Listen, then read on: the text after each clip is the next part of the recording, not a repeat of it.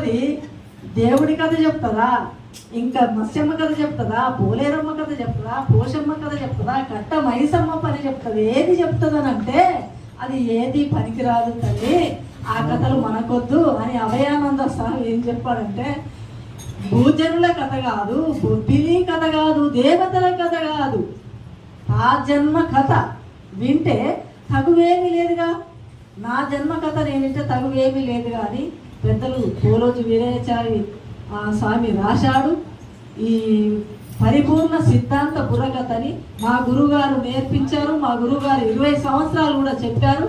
నాతోటే అంతం కాకూడదని వీళ్ళ గురువు వీళ్ళకి చెప్తే మా గురువు